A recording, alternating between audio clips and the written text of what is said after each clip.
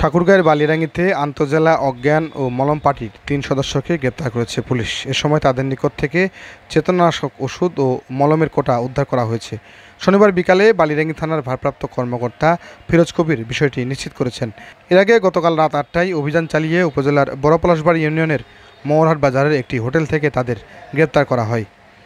গ্রেপ্তারকৃত আন্তজেলা অজ্ঞান ও মলম পার্টির ৩ সদস্যরা হলেন পঞ্চগড় জেলার আটোয়ারী উপজেলার দক্ষিণ বলরামপুর গ্রামের মৃত আসির উদ্দিনের ছেলে জমিউল ইসলাম, একই গ্রামের নুর ইসলামের ছেলে আব্দুর রাজ্জাক এবং ঠাকুরগাঁয়ের বালিয়াড়াঙ্গি উপজেলার দৌসো ইউনিয়নের সনগা গ্রামের আমিনুল ইসলামের ছেলে ফারুক হোসেন। ওসি ফিরোজ কবির জানান, গোপন সংবাদের ভিত্তিতে বিশেষ অভিযান চালায় বালিয়াড়াঙ্গি থানা পুলিশ। এ সময় মোহরহাট বাজারের আবু সাইদের হোটেল থেকে তাদের আটক করা হয়।